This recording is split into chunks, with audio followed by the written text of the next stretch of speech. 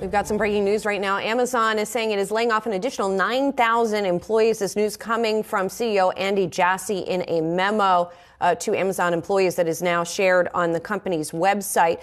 He says that most of these reductions are going to be in Amazon Web Services, in the company's People Experience and Technology Solutions business, what they call PXT, in advertising, and in Twitch. He says this was a difficult decision, but one that we think is best for the company long term. And he also says, you might wonder why we didn't just announce this in January when we announced the elimination of 18,000 positions at Amazon. He says that the teams had not yet finished their assessments of what was necessary for this year, and they didn't want to rush through those decisions. So that's why this additional 9,000 is being announced today. And Brad, obviously each one of these represents somebody who is losing their role, but it is also just the bigger picture in the tech industry that efficiency is the name of the game right now. Yeah, and that's the continued message that you hear from either Amazon or even Meta platforms that upped its own headcount reduction number, and as of recent as last week, as one thing that we've continued to see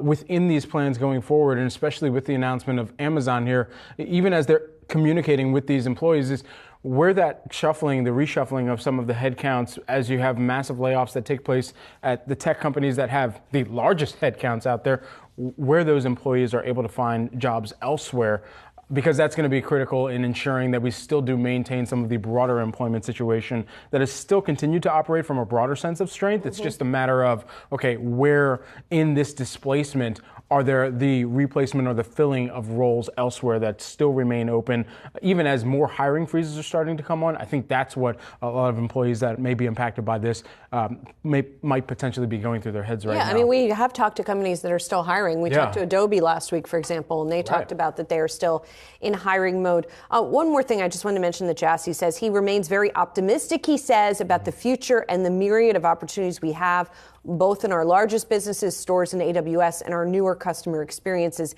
and businesses in which we're investing. So his tone is still, some of these announcements when they come with the cuts are taking a much more somber tone. Right. This is still saying we're getting leaner, but we're still focusing on growing. So we'll see what ends up being the outcome of all of this. Yeah, there's a major kind of note to strike within your own communications as a leader through this times, knowing that there are such significant announcements impacting so many people that you are making, and for the course of the company going forward as well.